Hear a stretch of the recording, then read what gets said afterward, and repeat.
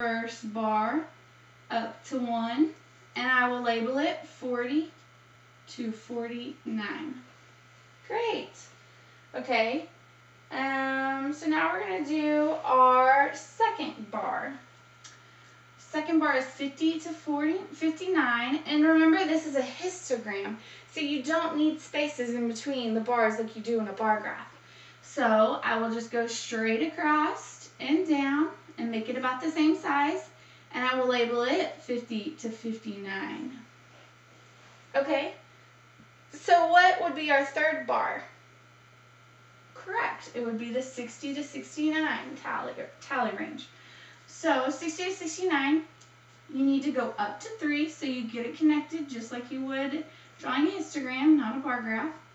You go across and you go down and you label it 60 to 69. Okay, so your fourth bar will be the 70 to 79 range.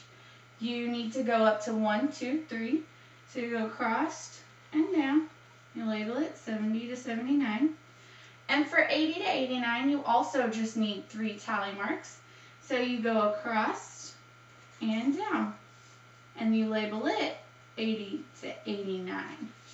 Great, so that is our histogram. So let's do another one. Let's graph how many boys and how many girls are in our class. There are 12 boys in our class, so let me write that up here. 12 boys. And does anyone have a guess at how many girls we have in our class? Well, we actually have 15, but let's go ahead and draw so there's 15 girls. So let's draw our X and Y axis. Okay, so can anyone tell me what the x-axis will be? Yes, it will actually be the gender, because that is our category. You're either a boy or you're a girl. So then what will be the y-axis? The y-axis will actually be the number or quantity of students. So we'll put students, or we'll put number of students, that's better. Okay, so we have number of students and we have gender. Okay, so our first bar will need to go up to 12 on the y-axis. So we can number all the way up to 12.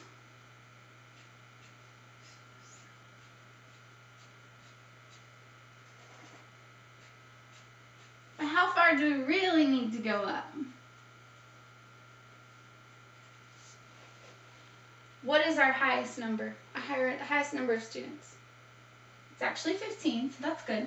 So okay, so our first bar will be our boy bar. And how many boys are there again? 12, correct. So we're going to go up to 12 and make our bar. And we will label it boys. And for girls, how far do we need to go up? Great, 15. And remember, bar graphs have spaces in between their bars.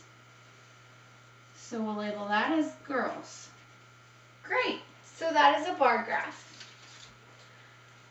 Okay, so now we're going to use some of the information that we got as a class yesterday and create some different graphs in groups. So you're going to split up into your groups and fill out the handout I hand out to you. You're going to fill in the answers to the questions on the worksheet as a group, and then you're going to turn it in to me when you're finished. As y'all are working, I will go around and make sure that y'all, are all on task and they aren't like fiddling around or gossiping or joking around in your group. And I'll also make sure that you understand the directions of the paper and the worksheet. So now I'm going to pass out the worksheets. So does everyone have a worksheet, and does anyone have any questions about the worksheet?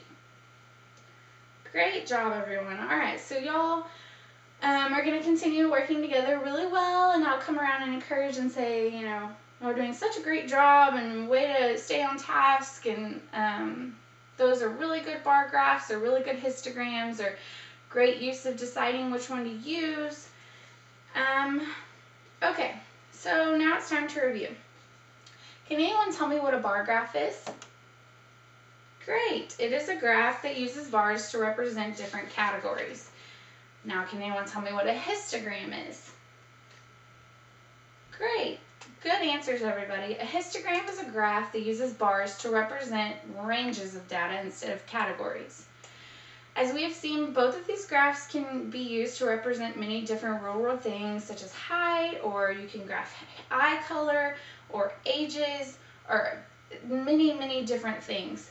Does anyone have any questions about bar graphs or histograms? Good. Okay, well tomorrow we're going to move on and learn more about graphs and about different kinds of graphs.